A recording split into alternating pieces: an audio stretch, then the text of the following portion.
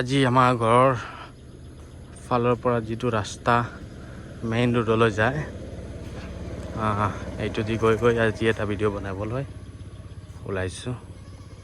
যিহেতু আমাৰ ঘৰখন হৈছে এইটো চাওক, অকণমান জুম কৰিখিনি মই দেখাই দিওঁ।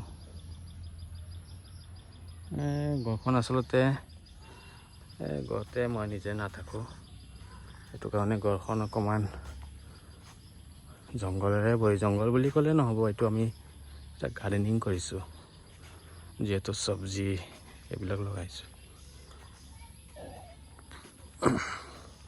অকণমান আশে পাশে জংঘলে হৈ গৈছে।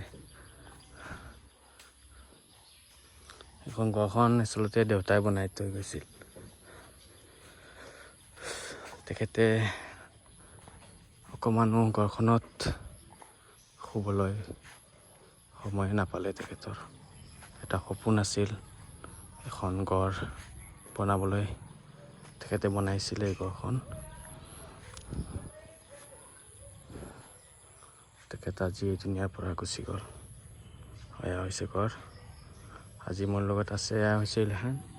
ইলহান বাবু, ইলহান চাগে ইলহান হৈ আছে চাগে, সন্ধিয়া সময় হৈছে, টোপনি আহিছে।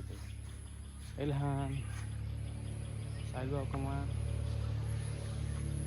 আৰু এয়া অকণমান গাৰ্ডেনিং কৰিছে ঘৰৰ সন্মুখত। আচলতে মোৰ দেখি কিনি ভাল লগা নাই, এইটো আচলতে ইয়াত কৰিব নালাগিছিলে, কৰি লৈছে তেওঁলোকে। ঘৰত নিজে নাথাকোঁ। আৰু এয়া হৈছে আমাৰ বাইকখন, অকণমান বোকা হৈ আছে বাইকখনত। আৰু এয়া হৈছে আমাৰ ঘৰৰ ৰাস্তা, এয়া হৈছে ৰাস্তাকৈ।